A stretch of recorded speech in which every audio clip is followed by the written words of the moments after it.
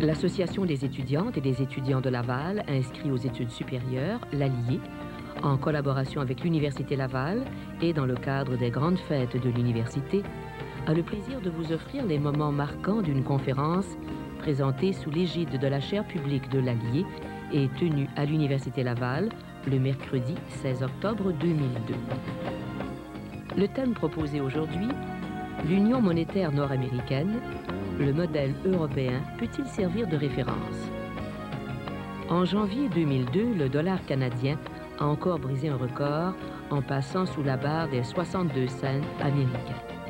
Inévitablement, la dépréciation du dollar canadien, l'intégration croissante des économies canadiennes et américaines et l'adoption de l'euro dans la communauté européenne ont remis à l'agenda les avantages potentiels d'une union monétaire entre le Canada et les États-Unis.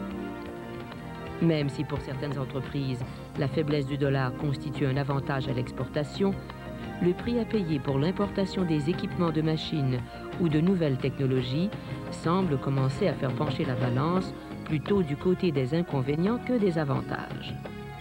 Vu l'ampleur du problème, plusieurs politiciens, dont Bernard Landry, se sont montrés ouverts à une union monétaire avec les États-Unis, tandis que les membres du gouvernement fédéral, le ministre des Finances en tête, s'opposent fermement à cette décision. Quelles sont les perspectives d'avenir du dollar canadien? La récente mise en circulation réussie de l'euro peut-elle servir de référence à une union monétaire nord-américaine? L'union monétaire avec les États-Unis serait-elle profitable pour le Canada? Pour aborder ces questions, nous recevons M. Raymond Garneau, président du conseil d'administration de l'Industrielle Alliance, Richard Marceau, député à la Chambre des communes et responsable du dossier de l'intégration monétaire, et Jean-Claude Cosset, professeur au département de finances et assurances à l'Université Laval. Ce qu'on peut argumenter, donc, si à l'heure actuelle, les deux options viables pour le Canada, c'est soit un système de taux de change flexible comme on a à l'heure actuelle, soit une union monétaire. Pour ce qui est de l'union monétaire, une possibilité, ça serait d'envisager une nouvelle devise américaine qu'on pourrait appeler l'Amero, qui remplacerait les dollars américains et canadiens et le peso mexicain. Je suis assez sceptique face à cette approche parce que je ne pense pas que dans un avenir proche, les Américains sont prêts à abandonner le dollar US pour une nouvelle monnaie nord-américaine. Le cas de l'Europe est assez différent dans la mesure où la création de l'euro fait partie d'un processus politique continuel. Les Européens, après la Deuxième Guerre mondiale, ont décidé de créer une union politique et ça fait donc partie d'un processus politique. Ce n'est pas le cas des Américains qui, je pense, on peut le voir à l'heure actuelle, prennent leurs décisions sans obligatoirement consulter le bon vouloir des Canadiens. Alors ce que je vais faire là brièvement, c'est discuter des arguments qui sont avancés pour une union monétaire et des arguments qui sont contre une union monétaire. Je vais les passer en revue et l'analyse que j'ai faite ces derniers jours m'amène à prendre la position suivante. On peut être attristé de l'évolution de notre dollar canadien par rapport au dollar US qui ne cesse de se déprécier, mais l'union monétaire n'est probablement présente plus de désavantages que d'avantages. Et donc je vais passer en revue ces différents éléments. Et alors en premier lieu, ce que on peut dire pour l'union monétaire, l'argument qui est souvent avancé, c'est que en adoptant un dollar, par exemple, donc moi la possibilité que je vais envisager, c'est qu'on va adopter simplement le dollar US, puisque les Américains ne sont pas prêts à discuter d'une nouvelle monnaie nord-américaine où on aurait notre mot à dire sur la politique monétaire que suivraient les États-Unis.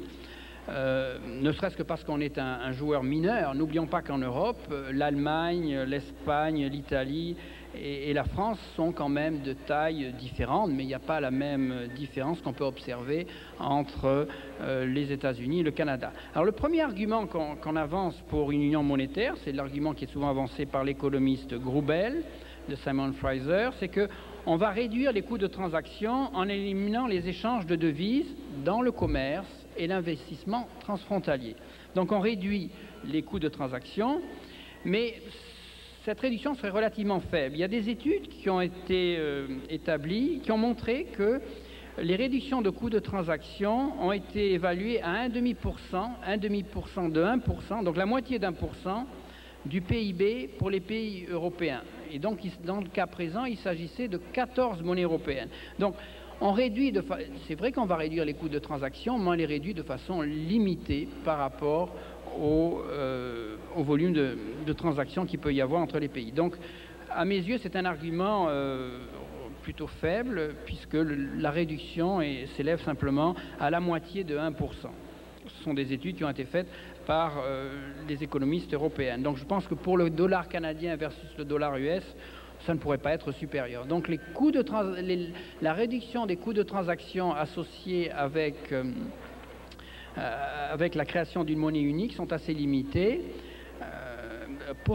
J'aurais peut-être pu dire que pour ce qui est des coûts de transaction, on entend surtout le fait d'acheter et de vendre des devises étrangères. Bon, l'autre argument qu'on avance, c'est qu'on réduit l'incertitude pour les entreprises, la prévision budgétaire devient plus exacte, il peut y avoir une meilleure allocation des ressources. Mais là aussi, on peut dire que la plupart des transactions entre les entreprises canadiennes et les entreprises américaines, d'autant plus que ces entreprises canadiennes font partie souvent d'entreprises multinationales, souvent les transactions se font en dollars US. Un autre argument qui est avancé, et évidemment qui n'a plus du tout cours, mais je vais vous l'indiquer, l'argument qu'on avance, c'est que si on adoptait le dollar US comme monnaie, on assisterait, enfin c'est ce qu'on disait dans le passé, on assisterait à une réduction des taux d'intérêt, puisque les taux d'intérêt au Canada étaient supérieurs aux taux d'intérêt américains. Mais ça, c'est plus vrai. C'était le cas, les taux d'intérêt américains étaient supérieurs aux taux d'intérêt canadiens, c'était le cas jusqu'à la fin des années 90. Depuis, on a un taux d'inflation plus faible et on a des taux d'intérêt au Canada qui sont moins élevés que les taux d'intérêt aux États-Unis. Donc cet argument qui faisait dire aux économistes en faveur de l'union monétaire qu'on aurait une économie annuelle de 6 milliards de dollars pour le gouvernement fédéral parce que la dette canadienne s'élève à 600 milliards de dollars et supposons que la différence entre le taux d'intérêt canadien et le taux d'intérêt américain est à peu près de 1%, ce qu'on a observé dans les années 90, cet argument ne tient plus puisque les taux d'intérêt canadiens sont maintenant inférieurs aux taux d'intérêt américains. Bon, l'autre argument qu'on peut avancer, évidemment, c'est la stabilité plus grande des prix dans la mesure où on considère que la stabilité des prix est une fonction de la taille et de la diversité de la région de la devise. Et donc, ça serait plus probable dans le cas où on aurait un marché nord-américain. Mais récemment, il y a une étude qu'a présenté le journal Le Figaro qui indiquait quand même, il y avait même au sein de l'euro, il y avait des disparités de prix très importantes entre, par exemple, l'Espagne et l'Allemagne. Le dernier point qui est avancé, qui est à mon avis crucial, qui est fondamental pour être favorable à une union monétaire nord-américaine, c'est de dire que avec la création de cette union monétaire européenne, on aurait une plus grande discipline pour le marché du travail. C'est-à-dire qu'on pense qu'avec l'adoption d'une monnaie unique, le pouvoir de négociation des syndicats serait plus faible en raison de la difficulté, l'impossibilité même, d'utiliser une dépréciation du dollar canadien pour rester compétitif par rapport aux États-Unis. Et je pense que c'était l'argument d'ailleurs qui a été récemment invoqué par le gouverneur de la Banque du Canada lors d'un congrès à la Chambre de commerce du Québec à Sherbrooke. Les salaires au Canada sont beaucoup plus rigides que les salaires aux États-Unis. Et donc, ce qui est lié aussi évidemment à une syndicalisation plus grande de l'activité économique au Canada et au Québec par rapport aux États-Unis. Donc cet argument-là me paraît un leurre. Je ne pense pas que, en tout cas les syndicats seront prêts à faire ce genre de concessions. Il faudrait revoir totalement le marché du travail. On sait par exemple qu'aux États-Unis, on peut se déplacer facilement d'une région à une autre région. Est-ce que nous, au Canada, on pourrait se déplacer facilement du Canada vers les États-Unis si on avait une union monétaire? Ce n'est probablement pas le cas. Alors, en dernier lieu, ce que je voudrais faire, c'est discuter des arguments contre une union monétaire. Quels sont les arguments qu'on avance? L'argument majeur qu'on avance, c'est de dire qu'il y a des différences fondamentales dans les structures économiques du Canada et des États-Unis. Et donc, le Canada a besoin d'une politique monétaire indépendante pour réagir à des chocs économiques qui vont affecter différemment l'économie canadienne et l'économie américaine. L'exemple qu'on peut prendre, qui est souvent invoqué, c'est l'impact d'une augmentation ou d'une baisse du prix des matières premières sur le Canada et les États-Unis. Les différences sont assez fondamentales. Le Canada est un exportateur de matières premières, ce qui n'est pas le cas des États-Unis.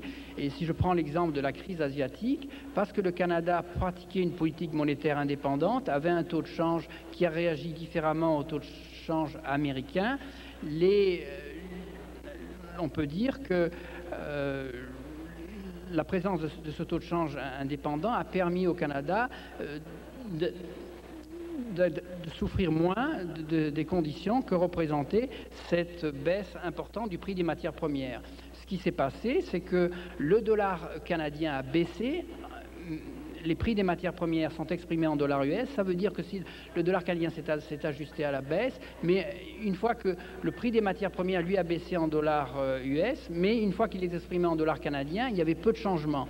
Si on avait eu le dollar US à l'époque, il y aurait eu des coûts d'ajustement très importants pour l'économie canadienne en matière d'emploi, c'est-à-dire que les entreprises auraient dû exiger de leurs employés qu'ils baissent les salaires pour faire face à ces difficultés. Et donc, le choc économique est important et il est asymétrique. Il n'affecte pas de la même façon l'économie canadienne et l'économie américaine. Donc, c'est souvent l'argument qui est avancé. L'autre point qu'on pourrait dire, c'est que si on adoptait une monnaie unique en Amérique du Nord, on aurait peu d'influence sur la politique monétaire nord-américaine. Ce qu'on pourrait être, au mieux, le Canada siégerait à titre de 13e district sur le comité des politiques monétaires de la Banque fédérale américaine. Je vous rappelle, vous serez peut-être surpris de l'apprendre, mais la Californie n'a pas un siège permanent, un État dont la population et la puissance économique, la taille économique est supérieure à celle du Canada. Eh bien, la Californie n'a pas un siège permanent sur le comité des politiques monétaires de la Banque fédérale américaine. Il y a une rotation entre les différentes provinces. Donc, au mieux, on serait considéré comme le 13e district du comité des politiques monétaires. Ensuite, il faudrait partager les droits de seigneuriage associés avec l'impression des billets de monnaie. Il faudrait négocier cela avec la banque, avec l'État américain. Et ensuite, il faudrait, ce qui est important, c'est que la Banque fédérale américaine devrait se substituer à la Banque du Canada comme prêteur en dernier recours. Au Canada, si on a des difficultés, si certaines de nos banques ont des difficultés, le prêteur en dernier recours, c'est la Banque du Canada. Il faudrait donc s'assurer que la banque américaine accepte de jouer ce rôle pour des banques canadiennes. Donc, en conclusion, moi, ce que je peux dire, c'est que les lectures que j'ai faites tendent à indiquer qu'il y a des avantages et des inconvénients à l'adoption d'une union monétaire, mais pour le moment, ce n'est pas praticable, d'autant plus que les Américains, je pense, ne sont pas prêts à faire des concessions importantes, à nous laisser intervenir dans la politique monétaire américaine. Et si on adopte le dollar US, il y a des coûts importants au niveau des chocs asymétriques qui viendraient influencer de façon de façon très différente, l'économie canadienne, qui est quand même une économie qui vit en grande partie de matières premières.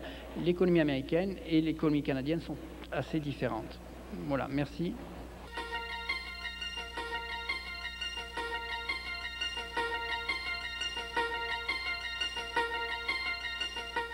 À l'époque, lorsque, pour la première fois, le Bloc québécois avait soulevé l'idée d'une union monétaire, c'était aux fêtes de 98, et cette idée n'était pas sur l'écran radar. Personne n'en parlait, et depuis, et surtout avec la naissance de l'euro, médias, politiciens, hommes et femmes d'affaires, de même qu'universitaires, débattent de cet enjeu qui est important.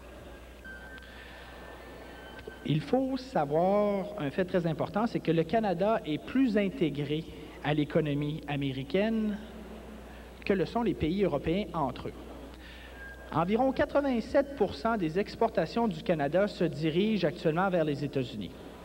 Dans l'Union européenne, la moyenne des exportations d'un pays de l'Union européenne vers un autre pays de l'Union européenne sur l'ensemble des exportations du monde se situe à 63%. C'est-à-dire qu'un pays européen va exporter 63% de ses exportations dans le reste de l'Union européenne et seulement 37% dans le reste du monde.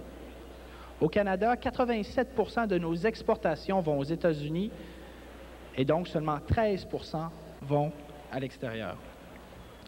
Certains adversaires de l'Union monétaire, et le professeur Cossa en a fait mention, disent que les économies canadiennes et américaines sont trop différentes, qu'elles, partant de ce fait, ne peuvent être membres d'une même union monétaire. D'abord, toujours en se basant sur le titre de la conférence, c'est-à-dire le modèle européen, on peut prendre pour acquis que l'économie de l'Allemagne et l'économie du Portugal étaient très différentes, ce qui n'a pas empêché le fait de créer une union monétaire. L'autre chose, c'est que les sceptiques disent, et le professeur Cosset, encore une fois, en a fait mention, disent qu'une des principales différences, c'est que le Canada est un exportateur net de matières premières et que les États-Unis sont, eux, un importateur net de matières premières, ce qui fait que s'il y a un choc asymétrique, par exemple, sur le prix des matières premières, ça va faire très mal au Canada. Or, si on va un peu plus en profondeur, on se rend compte qu'il faut nuancer ça. Deux économistes, l'économiste Coulombe de l'Université d'Ottawa et Bain de l'Université libre de Bruxelles, ont publié une étude en janvier 2002 qui s'intitulait « Regional Perspectives on Dollarization in Canada ». Et ils ont montré que le cœur économique du Canada, c'est-à-dire le Québec et l'Ontario, sont, eux, non pas des exportateurs nets de matières premières, mais des importateurs nets de matières premières. Toujours ces deux mêmes économistes, les cycles économiques du Québec et de l'Ontario, qui sont, je le rappelle, le cœur économique du Canada, sont de plus en plus convergents, ressemblent de plus en plus au cycle économique des États-Unis. Donc, le choix auquel fait face le Canada, c'est est-ce qu'on protège artificiellement l'exportation des matières premières à l'aide d'un dollar affaibli, ou encore on encourage la hausse de la productivité et on se concentre sur la transformation de ces matières premières en adoptant une monnaie plus forte. Tout ça, c'est économique. Mais il y a un autre enjeu qui est souvent soulevé par les opposants à l'union monétaire, c'est-à-dire celui de la perte de la souveraineté. Est-ce que le Canada, en adoptant une union monétaire avec les États-Unis, est-ce qu'il perdrait de la souveraineté? Or, on a étudié depuis 50 ans, on s'est rendu compte que depuis 50 ans, le Canada n'a pas d'indépendance monétaire, en fait. Depuis 50 ans, donc on va parler à long terme, parce que c'est vrai qu'à l'heure actuelle, les taux d'intérêt du Canada sont plus bas que ceux des Américains, mais sur le long terme, donc depuis 50 ans, on s'est rendu compte que le meilleur modèle économique pour déterminer les taux au Canada, c'était de prendre le taux en vigueur aux États-Unis et le majorer de 1,1 %. Et ça, si on fait les courbes des taux d'intérêt entre le Canada et les États-Unis, de façon générale, elles se suivent. C'est très rare que celle du Canada va être en bas de celle des États-Unis. Ça peut arriver, c'est le cas à l'heure actuelle, mais de façon générale, sur le long terme, les courbes se suivent et ça montre très bien que le Canada n'a pas de souveraineté monétaire. Et j'irais même plus loin. Pour le Canada, participer à une union monétaire lui ferait gagner de la souveraineté. À l'heure actuelle, le Canada suit, de façon générale, sur le long terme, la politique monétaire américaine. Or, avec l'adoption d'une union monétaire, que je distingue d'une dollarisation, c'est-à-dire l'adoption du dollar US sans avoir son mot à dire sur la définition de la politique monétaire, ferait en sorte que le Canada aurait son mot à dire. D'ailleurs, cet argument de gain de souveraineté a été un des éléments principaux qui ont fait en sorte que les Français ont voulu adopter l'euro.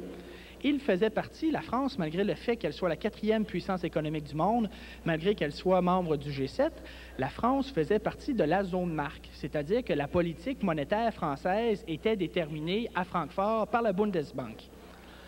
Avec l'adoption de l'euro, maintenant, la France a son siège à la Banque centrale européenne. Alors qu'avant, elle ne pouvait que suivre ce que voulait la Bundesbank, maintenant, elle a son mot à dire dans la définition de la politique monétaire pan-européenne. La France a donc perdu son franc, mais a gagné de la souveraineté. Au Canada aussi, on peut rapidement se demander est-ce qu'il y a des avantages économiques à une union monétaire. Or, moi, me basant sur des économistes, c'est des économistes américains qui s'appellent Jeffrey Frankel et Andrew Rose, qui ont publié en mai 2002 dans le Quarterly Journal of Economics une étude qui s'intitulait « An Estimate of the Effect of Common Currencies on Trade and Income » et qui montrait que l'économie canadienne gagnerait en richesse 37 % de valeur si elle adoptait une même monnaie pour l'ensemble de l'Amérique du Nord. À ce moment-ci, on peut, par contre, se poser la question, quelle Amérique du Nord parle-t-on? Se limite-t-on au Canada ou aux États-Unis? Ou, étant donné qu'on a un accord de libre-échange avec les États-Unis et le Mexique, qu'en est-il du Mexique? Le Mexique, vous le savez, a presque 100 millions d'habitants. Et entre 1994, donc depuis la mise en œuvre de l'ALENA, et 1999, ses exportations vers les États-Unis ont plus que doublé, et donc une augmentation de 121 % avec les États-Unis et plus de 210 % avec le Canada. Donc, le Mexique s'intègre de plus en plus économiquement en Amérique du Nord. Alors, dans la question, qu'en est-il d'une monnaie nord-américaine? Il faudrait se poser la question, qu'en est-il aussi du Mexique? Vicente Fox, vous le savez, lors de son élection, le président mexicain s'est déclaré dès le départ favorable à l'adoption d'une monnaie commune pour l'ensemble de l'Amérique du Nord. Il s'est déclaré fermement en faveur de ça et ça soulève cet intérêt du Mexique pour une monnaie commune. Ça soulève la question, qu'en est-il de la ZLEA? Pourquoi ne pas, dans le cadre des discussions de la ZLEA, penser éventuellement à une union monétaire panaméricaine pour faire en sorte que ère économique ou union économique correspondent à une union monétaire? À ce moment-ci, on peut regarder, comment passer du pourquoi au comment. Est-ce que ça se fait? J'ai écrit personnellement en 1999 au ministre du Commerce international des 34 pays qui discutent de la zone de libre-échange des Amériques pour soulever cet enjeu. Et plusieurs m'ont répondu que l'enjeu de l'union monétaire pourrait être un sujet intéressant à discuter. Je leur avais suggéré à l'époque d'intégrer la création d'un Institut monétaire des Amériques dans leurs discussions devant mener à une zone de libre-échange des Amériques. Et cette idée d'institut monétaire vient en ligne directe de l'inspiration, vient de l'Institut monétaire européen, qui a été le précurseur de la Banque centrale européenne et qui s'est lui-même transformé en Banque centrale européenne avec la naissance de l'euro en tant que tel. En janvier 2002, pour en avoir un peu plus le cœur net, le chef du Bloc québécois, Gilles Duceppe, s'est rendu au Mexique et a discuté avec différentes personnalités de cette idée d'institut monétaire. Et il a reçu l'appui officiel du gouvernement mexicain par la voie du numéro 2 du ministère des Affaires extérieures du Mexique. Et il a aussi reçu l'appui, dans cette idée d'Institut monétaire des Amériques, du président du Conseil du patronat mexicain. Donc, les Mexicains pensent qu'il est temps de passer du pourquoi au comment et se sont montrés fort intéressés à cette idée d'Institut monétaire, Institut monétaire des Amériques, qui viserait d'abord à mettre en place des mécanismes de stabilisation monétaire pour éviter une trop grande fluctuation, aiderait à déterminer les critères de convergence, c'est-à-dire les conditions économiques à partir desquelles on peut faire partie d'une union monétaire et qui pourrait aussi conseiller les différents pays sur les choix monétaires qui leur sont possibles, c'est-à-dire taux de change fixe, taux de change flexible, conseil de la monnaie, appelé en anglais surtout Currency Board, ou encore union monétaire. En conclusion, Nous ne pouvons appliquer tel quel le modèle européen en Amérique du Nord, ne serait-ce que par, je dirais, la puissance économique des États-Unis par rapport aux autres partenaires potentiels d'une union monétaire. Cependant, c'est au niveau de la philosophie que les Européens peuvent nous inspirer de différentes façons. D'abord, les Européens ont compris que pour compléter une union économique, pour bien la compléter, on devait faire une union monétaire. Les Européens ont aussi compris qu'une union monétaire pouvait leur apporter plus de souveraineté et non pas moins de souveraineté. C'est l'exemple de la France que je vous amenais tout à l'heure. Troisième principe sur lequel les Européens peuvent nous inspirer, ils ont établi avec la naissance de l'euro que le pouvoir de battre monnaie n'était plus essentiel à la souveraineté étatique telle que définie au 21e siècle. Ils ont aussi compris que les petits marchés ont besoin d'appartenir pour prospérer à de grands et vastes blocs économiques et qu'un bloc économique complété comprend une union monétaire. Ces leçons s'appliquent aussi à nous au Québec et au Canada. Et même plus loin que les principes, dans la façon de faire, c'est-à-dire avec une idée d'un institut monétaire, avec l'idée des critères de convergence, les Européens peuvent inspirer l'Amérique du Nord. En bref, la principale, je pense, contribution des Européens dans le débat sur l'union monétaire consiste non seulement à démontrer, mais à incarner qu'aujourd'hui, souveraineté étatique et union monétaire et intégration monétaire ne sont pas contraires.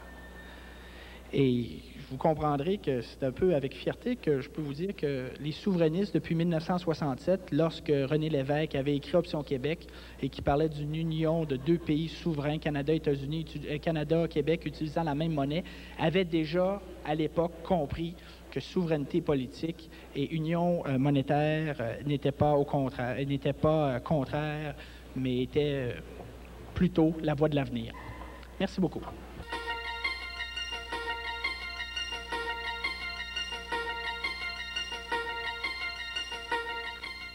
On peut parler d'union monétaire, de monnaie commune, etc. Le but de l'exercice, c'est quoi? C'est d'essayer de voir s'il y aurait un accroissement de la richesse plus grande dans un système que dans l'autre. Parce que s'il n'y a pas croissance de richesse ou de niveau de vie, ben, on peut causer, mais ça ne donne pas grand-chose. La deuxième question, est-ce que les Américains sont disposés à partager leur devise avec nous? Et la troisième question que je me suis posée et dont j'aimerais partager le fruit de cette réflexion avec vous, c'est est-ce qu'on peut comparer la situation nord-américaine à la situation européenne? En ce qui regarde les modifications à apporter à un régime de taux de change, en regard de ça crée ou ça ne crée pas de richesse à moyen ou à long terme, j'ai fouillé dans ma mémoire et je me suis rappelé le temps où j'étais à l'université ici en Suisse et où j'ai suivi des cours d'économie avec différents professeurs, et dont le professeur L'Huillier, qui était un des conseillers à ce moment-là sur le marché commun européen.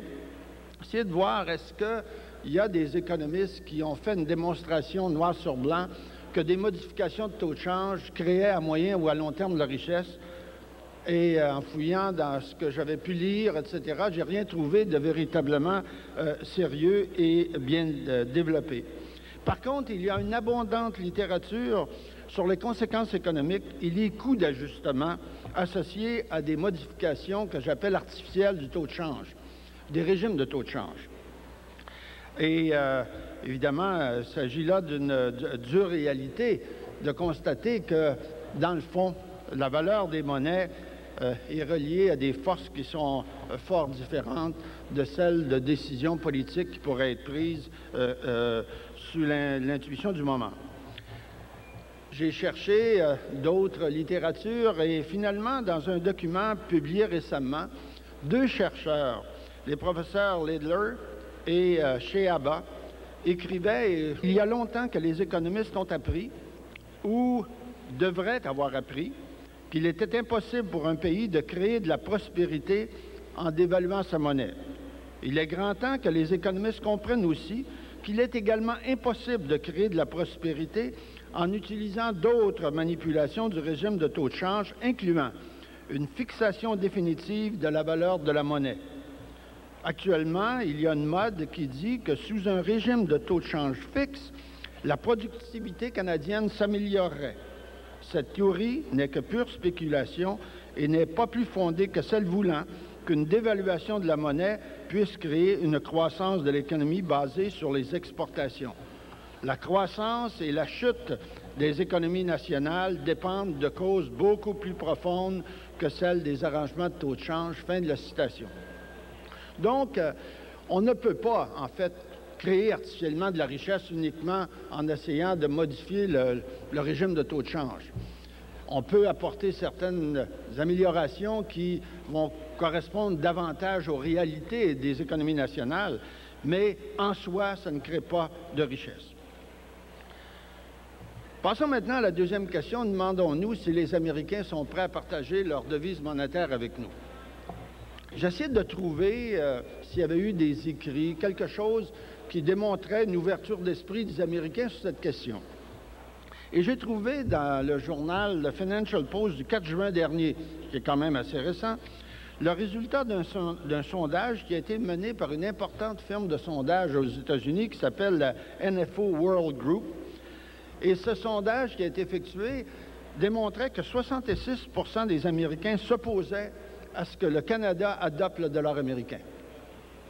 Lorsqu'on a demandé aux Américains « Est-ce que vous accepteriez d'abandonner votre dollar pour créer une nouvelle devise avec le Canada et peut-être le Mexique? » 84 % des Américains ont dit non.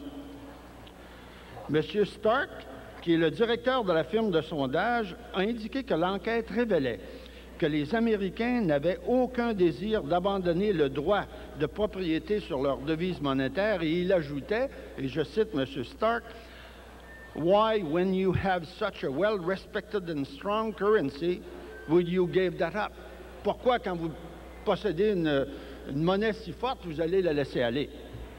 Dans ces conditions, a conclu le directeur de ce sondage auprès des Américains, il disait « Les autorités canadiennes devront y songer sérieusement avant d'adopter une mesure qui soit directement opposée aux vues d'une très grande majorité de la population de leurs voisins du Sud. » Et il faisait référence au fait qu'on vendait beaucoup aux États-Unis, puis il pourrait nous serrer la vis, mais je n'ai pas pris cette partie de la citation. Dans le même article du National Post, le journaliste qui a écrit l'article a interrogé le même directeur, la même personne auquel faisait référence M. Marceau tout à l'heure, M. Jeffrey Frankel, qui est le directeur de la recherche au National Bureau of Economic Research aux États-Unis. M. Frankel a fait le commentaire suivant, et voici ma traduction de ce qu'il disait. « Il n'y a pas un Américain sur 100, il n'y a même pas un Américain sur 1000 qui ait la moindre idée que la question du dollar soit discutée par les Canadiens. Cela n'est absolument pas sur l'écran radar des Américains. » Et M. Frankel ajoutait, « C'est un très gros changement, parlant de l'union monétaire ou du dollar, et il n'y a aucune raison pour nous, Américains, de le faire. En somme, je ne crois pas que cela se produise avant bien des années. » Fin de la citation. Ma troisième question, la troisième question que je me suis posée en préparant cette réflexion, c'est de savoir est-ce qu'on peut comparer, comme le faisait M. Marceau tout à l'heure ou d'autres, la situation européenne à la situation canadienne. Cette comparaison est souvent utilisée par le premier ministre, M. Bernard Landry. Il l'a fait encore au mois d'août dernier dans le cadre de la conférence qui réunissait les premiers ministres des provinces de l'Est du Canada et des gouverneurs des États de l'Est des États-Unis, où il comparait, il disait que ça prendrait une union monétaire, une monnaie commune plutôt, parce que je ne veux pas utiliser le terme union monétaire qui a une autre signification. Cependant, il me semble qu'on ne peut pas comparer les deux situations. Entre le moment où a été signé le traité de Rome, à la fin des années 50, 57-58, et le moment où la monnaie commune européenne a vu le jour, il s'est passé plus de 40 ans. Puis nous autres, on est en état de libre-échange depuis quelques années seulement. Mais durant cette période de 40 ans, ce qui n'est pas un petit contrat à 40 ans, il y a eu plusieurs organismes supranationaux européens qui ont vu le jour. Au sein de ces organismes, ce qui est important, Plus souvent qu'autrement, le processus décisionnel était l'unanimité et au cours des dernières années, on a trouvé des formules de différentes formes de majorité. Mais au départ, c'était l'unanimité, ce qui a donné pourquoi l'Europe verte a pris tellement de temps de se bâtir au début des années 60, c'est à cause du principe de l'unanimité. Et je reviendrai là-dessus parce que c'est important. De plus, avant la création de l'euro, la communauté européenne a procédé à la création d'un Parlement européen élu au suffrage universel des pays qui en étaient membres. Un autre point qui fait que nous ne pouvons pas comparer notre situation à celle de l'Europe est qu'à la communauté économique, il n'y a pas de pays qui soit véritablement dominant. C'est sûr que la France peut être plus grosse que le Portugal, mais le cœur entre l'Italie, la France et l'Allemagne, c'est pas quand même, disons, du simple au double. La force des économies était relative et on avait un objectif aussi. Si on se rapporte, M. Monnet, les propos de M. Monnet dans les années 50, voulant créer la communauté économique européenne, c'était aussi pour mettre un terme, par une union politique éventuelle, aux guerres qui ont maltraité l'Europe depuis les années en 1870, puis en 1914, puis en 1939. On pensait aussi à ce problème-là. Donc, ici, notre situation est fort différente parce qu'on a à côté de nous un géant qui est 10 fois plus gros que nous en termes de population, énormément plus gros que nous en termes économiques, mais aussi au point de vue militaire. Il ne faut pas oublier cette question-là dans le portrait parce qu'elle est importante, puis on le voit dans le contexte d'aujourd'hui. Aussi, bien avant la création de l'euro, la communauté économique européenne a mis en place des politiques permettant la libre circulation des personnes. Ils ont mis en place un passeport commun pour tous les pays de la communauté. Finalement, et ceci est très important parce que dans la création d'une monnaie commune, il doit y avoir des politiques d'ajustement. Et parmi celles-là, il y a les politiques de main-d'œuvre. Et on a adopté des politiques permettant, c'est pas parfait, j'en conviens, mais permettant une circulation de la main-d'œuvre européenne entre les différents pays membres de la communauté, ce que nous n'avons pas au Canada. En fait, le principe de base sur lequel fonctionne la communauté européenne est que les pays membres acceptent de céder, non seulement dans la question de la monnaie, mais dans plusieurs autres secteurs, de céder une partie de leur souveraineté à des organismes européens communs. Dans le fond, l'Europe évolue graduellement, surtout si on transfère plus de pouvoir au Parlement européen, évolue graduellement vers une forme de fédéralisme. Pensez-vous que les États-Unis soient prêts à abandonner une parcelle de leur souveraineté pour transférer à un organisme paritaire, supranational, canado-canadien ou canado-américain, seraient prêts à faire ça, laisser une partie de cette souveraineté-là? Les États-Unis ne veulent même pas reconnaître le tribunal pénal international parce que ça leur enlèverait une partie de leur souveraineté. Poser la question, c'est d'y répondre. À mon sens, si on regarde la monnaie, c'est pourquoi j'y croyez-vous un instant qu'il laisserait la gérance de la monnaie commune à un organisme paritaire, bi- ou tripartite? S'il l'accepte un jour, je ne sais pas si on en reviendra là, peut-être, bien, moi, je pense que la représentation canadienne ou mexicaine va être minimale. Regardez l'attitude des États-Unis dans le dossier du bois d'œuvre. Même la décision de l'OMC n'est pas suffisante pour qu'ils lèvent leur droit de riposte contre nos exportations de bois de sciage. Imaginez-vous, on n'aurait pas grand-chose à dire du côté de la monnaie. Et vous savez, je reviens à ma première question, est-ce que ça crée de la richesse? Si le fait d'avoir une monnaie commune était le garant de la richesse plus grande, parce que j'imagine que c'est ça qu'on vise, bien, l'État du Maine, puis l'État du Vermont, puis l'État de l'Arkansas seraient beaucoup plus riches. Il y a d'autres choses, que je veux dire, il y a d'autres choses qui créent la richesse que le régime de taux de change qu'on utilise.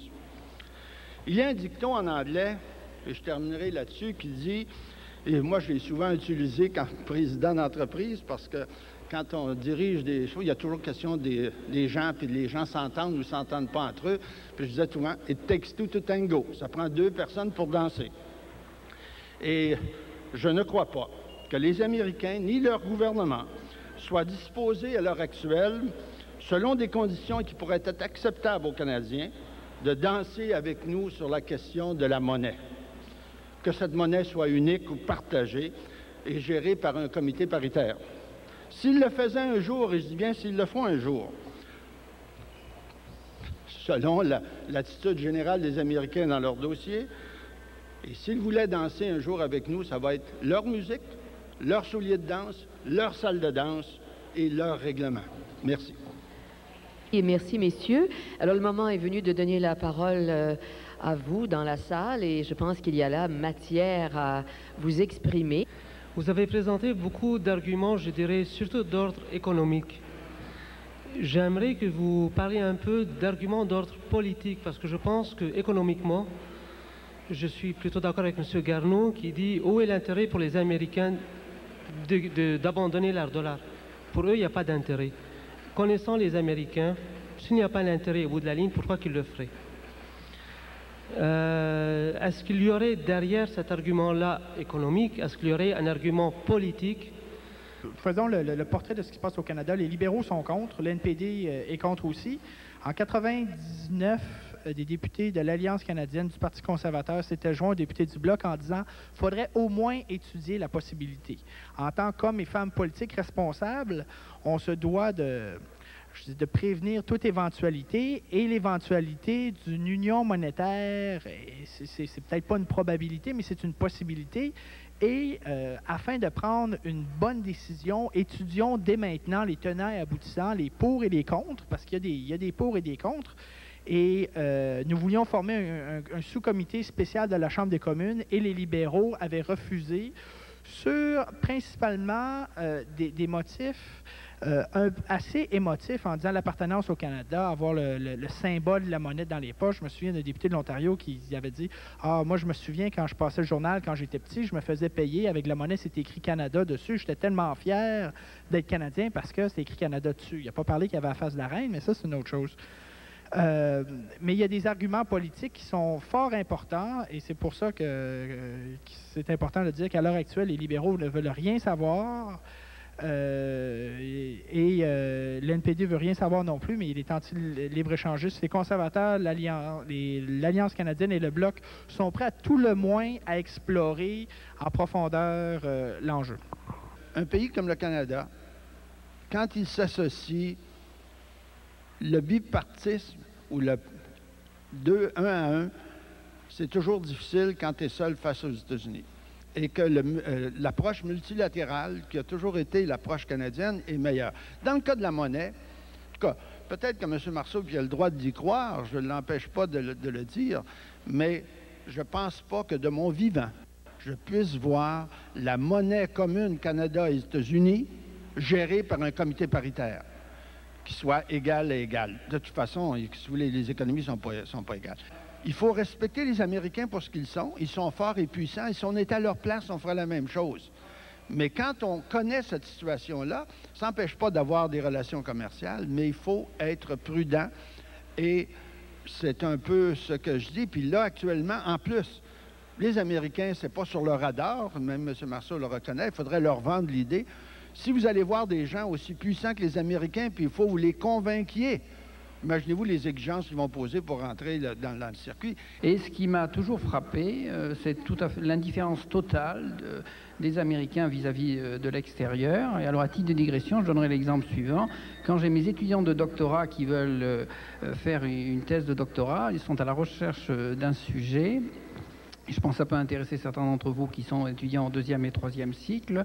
Quand certains étudiants viennent me voir et qui veulent travailler sur des données canadiennes, je leur dis tout de suite, bon, le problème est intéressant, il est peut-être particulier au Canada, par exemple l'impact du référendum de 95 sur la volatilité des rendements boursiers, mais je te le dis tout de suite, ça sera très difficile de placer ce papier dans une bonne revue américaine parce que tu ne travailles pas sur des données américaines. Et même pour des universitaires américains d'origine étrangère, on se doit de travailler sur des données américaines. Donc c'est un exemple que je donne, mais ça illustre le peu d'ouverture des Américains. Moi, ça m'avait frappé quand j'étais étudiant, j'écoutais les nouvelles sur CBS à 7 heures. On ne parlait jamais de l'étranger, si ce n'est quand ils étaient concernés. Donc après, les Américains s'étonnaient que leurs écoliers soient si faibles en géographie. Vous avez dit que malgré que l'économie canadienne est intégrée presque totalement à l'économie américaine, le Canada possède une marge de manœuvre politique. Je ne suis pas tout à fait d'accord dans la mesure où il y a des scènes internationales qui font que le Canada il est dépendant des États-Unis. Pardonnez-moi, je me suis peut-être mal exprimé. Je me semble avoir dit que théoriquement, le Canada avait une marge de manœuvre, bien que dans les faits, pour être à la Chambre des communes tous les jours, elle n'était pas si large que ça. Je suis assez d'accord avec vous, en ce sens que on le voit même par rapport à l'Irak. Une journée, on entend, ça va passer par le Conseil de sécurité. Le lendemain, ou même la même journée, le premier ministre chrétien se rend à New York accepter le prix d'une fondation quelconque et dit non, nous appuyons la résolution présentée par les États-Unis alors qu'elle n'était même pas connue. Le Sénat ni la Chambre des représentants avaient voté la résolution américaine encore.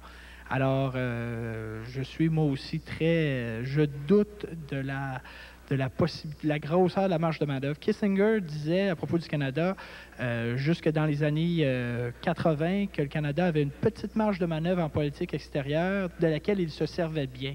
Je serais curieux de savoir s'il répéterait la même chose aujourd'hui en 2002. À mon avis, non.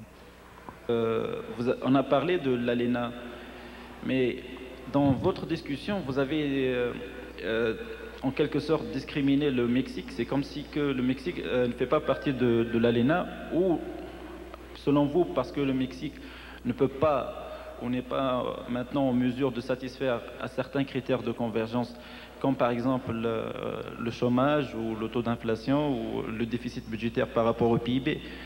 Donc, est-ce que selon vous, le Mexique n'est pas une partie prenante dans la discussion pour l'union monétaire, ou bien il est disqualifié de... Pour reprendre, dans votre question, vous parlez de critères de convergence. En effet, les 3 critères de convergence en Europe, c'est ratio dette PIB, déficit PIB, de même que taux d'inflation. Je pense que si on se dirige vers une union économique qui dépasserait le Canada et les États-Unis, puis même dans le cadre du Canada et des États-Unis, il faudrait en effet avoir des critères de convergence qui soient clairs, qui soient précis et auxquels un pays devrait répondre et satisfaire pour pouvoir faire partie de l'union monétaire. C'est, dans ma présentation, serait un des rôles de l'Institut monétaire des Amériques, c'est-à-dire déterminer les critères de convergence, ensuite décider si oui ou non tel ou tel pays il répond, ce qui enlèverait toute la question de l'Argentine qui s'est plantée. En effet, l'Argentine s'est plantée parce que les cycles économiques argentins puis les cycles économiques américains n'allaient pas du tout dans le même sens. C'est le Conseil de la monnaie, le Currency Board, qui faisait qu'un peso argentin égale un peso américain. Ça pouvait pas tenir parce que les cycles économiques étaient complètement différents, un. Et deux, le principal partenaire commercial de l'Argentine, c'est le Brésil. Et le Brésil a vu sa monnaie, le réal, complètement dévaluée, ce qui a fait en sorte que la marchandise argentine ne pouvait plus être exportée au Brésil parce que la monnaie brésilienne étant si peu évaluée, ça coûtait les yeux de la tête acheter des produits argentins. Donc, oui aux critères de convergence. Pour ce qui est du Mexique, je ne connais pas, j'ai pas vu de sondage qui aurait pu être fait dans la population mexicaine. Ce qu'on sait, ce que vous savez, en tout cas moi, ce que je sais, c'est ce que j'ai entendu par les réseaux de télévision, les propos de M. Fox, le président Fox. Il faut retenir une chose, que M. Fox, il vit dans un système démocratique, peut-être un petit peu différent du nôtre, mais il vit dans une démocratie. Et pour être capable d'aller plus loin dans ce domaine-là, il va devoir garder le support de la population mexicaine. Pas sûr que ça, que l'élection ne sera pas très contestée la prochaine fois. Quelle sera la position du parti adverse? Je commence à avoir des questions dans la tête à ce sujet-là, parce que quand M. Fox est arrivé, il a été un très fort supporter de l'idée de marché commun avec les États-Unis. Mais je crois que dans la résonance mexicaine, on a cru que le problème de l'immigration serait réglé. Et M. Fox a dit récemment, et je suis certain qu'il devait faire écho à des sondages d'opinion publique au Mexique, quand il a dit que la seule chose que le président américain voulait entendre parler, c'est la question du terrorisme et non pas de la question de régler les problèmes de l'immigration du Mexique vers les États-Unis. Et quand je dis que c'est pas demain la veille qu'on peut causer de cette question-là, c'est à des choses comme ça que je veux référer. Parce que là, on en parle ici. Les Américains ne savent même pas que le Canada voudrait, que certains Canadiens voudraient discuter de ça. Et l'agenda politique américain n'est pas là. Donc, c'est un peu dans ce sens-là que je dis « takes two to tango ». Ça prend deux pour danser. Puis les Américains, ils dansent actuellement beaucoup plus sur l'Irak, puis sur l'Afghanistan, puis sur la guerre aux terroristes. Je ne veux pas minimiser ça. Mais notre agenda, même s'il est très intelligent et très beau, comme l'agenda du Mexique qui était celui de l'immigration, n'est pas encore sur le radar de M. Bush. Et quand on parle de monnaie, quand on parle de créer une union, et je ne veux pas prendre le terme union monétaire parce que les économistes vont me disputer, parce que l'union monétaire, ce n'est pas la monnaie commune. Mais parlons de monnaie commune, surtout si elle est dirigée par un groupe où le Canada a 1 sur 7, 1 sur 10 ou 1 sur 13, notre influence va être à peu près aussi grosse que l'influence de M. Fox dans sa tentative de régler le problème de l'immigration mexicaine. Et c'est pour ça que la question qu'on posait tout à l'heure, est-ce qu'il y a une volonté politique? Je pense qu'il y en a à Ottawa qui semblent mesurer qu'il n'y a pas de volonté politique, peut-être pas au Canada, mais certainement pas aux États-Unis, puis il y a d'autres chats à fouetter, c'est peut-être pour ça qu'on le fait. Mais pour moi, l'intégration du Mexique, c'est sûr que c'est correct, mais je ne suis pas certain que la population mexicaine, si le problème de l'immigration n'est pas réglé, qu'ils ne reviendront pas demander à M. Fox de rendre des comptes. Et ça veut peut-être dire l'opposition au Mexique prendre une attitude plus nationaliste, je ne sais pas, qui fera en sorte qu'une autre tendance que celle de M. Fox soit élue. Je ne veux pas prédire sa défaite, je ne suis pas assez expert pour ça, mais il y a une chose que je sais, pour que le président mexicain prenne le risque d'aller à la télévision pour dire la seule affaire qu'on peut parler avec le président américain, c'est le terroriste, ça indique qu'il doit avoir un malaise dans l'ensemble de la population mexicaine sur la question de l'immigration. Très général. Au niveau des exportations, comment on peut comprendre qu'une union, un peu, en Europe, on voit un peu comment ça fonctionne, ça reste plutôt à l'intérieur de l'Europe. Nous, comment ça fonctionnerait? Mais il me semble qu'il peut y avoir des problèmes au point de vue de l'exportation. Comment on va s'organiser avec l'Europe? Comment on va s'organiser avec les États-Unis? En tout cas, je ne vois pas, moi, comment ça pourrait s'ajuster, tout ça. Le seul point que je voulais avancer, c'est que je ne pense pas que l'évolution du taux de change aura un impact majeur sur le développement des exportations. Ce qui a eu un impact majeur sur le développement des exportations canadiennes vis-à-vis des États-Unis, c'est deux facteurs. C'est tout d'abord la signature des accords de libre-échange nord-américains, qui fait que, par exemple, en dépit des efforts du gouvernement Trudeau à l'époque, on est de plus en plus dépendant du marché américain, et on en est d'autant plus dépendant que les Américains, ces 15 dernières années, ont eu des croissances économiques très élevées, bien supérieures à l'Europe. Et donc, c'est ce qui fait que notre principal partenaire commercial, même pour le Québec, c'est pas l'Ontario, c'est probablement la Nouvelle-Angleterre. Mais les taux de change, je ne pense pas que ça a un impact majeur, en autant qu'ils sont stables. Évidemment, si on voit M. Marceau a eu parfaitement raison d'invoquer le cas de l'Argentine. L'Argentine n'a pas pu conserver sa caisse d'émission, c'est-à-dire un taux de change fixe par rapport au dollar US, alors qu'au même moment, le réal, le réal qui est la devise du Brésil, se dépréciait de plus de 20 à 30%. Donc, ça a entraîné une baisse importante des exportations de l'Argentine vers le Brésil, le chômage et puis le cycle infernal qu'on connaît depuis. J'ai cru comprendre votre question, comment on pouvait dissocier la politique, disons, une politique monétaire commune sans une politique d'import-export qui soit commune sur le territoire de la monnaie commune. Je ne sais pas si c'est ça que vous vouliez dire, j'ai compris que c'était ça. Quand on essaie de se comparer à l'Europe, c'est une autre des différences, c'est que l'Europe a établi une zone commune. Avant de créer sa monnaie, maintenant vous voulez exporter vers, disons, des produits vers la France ou vers le marché commun européen, vous devez passer aussi par Bruxelles quand c'est des choses importantes. Donc, ils ont créé tous ces organismes. La monnaie est venue comme la clôture au terme, c'est comme la cerise que l'on met sur le sundae quand le sundae est fabriqué. Tandis qu'ici, les conditions qui pourraient permettre que ce soit un succès. Mais moi, je reviens toujours à ma chose de base. Si on veut, si on s'associe avec les Américains, compte tenu qu'ils ne sont pas intéressés à en discuter, leurs conditions vont être extrêmement onéreuses et pour le Canada et pour le Mexique. Si on veut devenir le 52e État américain, ça, peut-être que là, c'est un autre débat, mais si c'est pas ça, je veux dire, on n'a pas beaucoup de marge, je suis d'accord avec M. Marceau, on n'a pas 100 000 km de marge de manœuvre, elle est plus mince, mais si on veut en garder une, puis maintenir un petit peu une forme d'indépendance, il faut le faire avec beaucoup d'intelligence.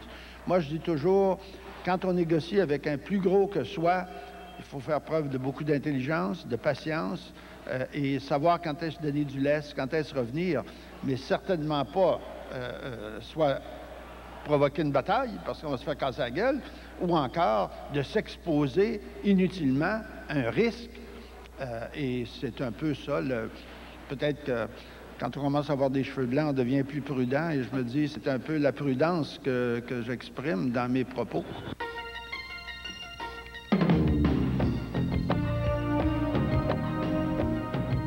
Les conférences de la chaire publique de l'Allier constituent un savoir en partage.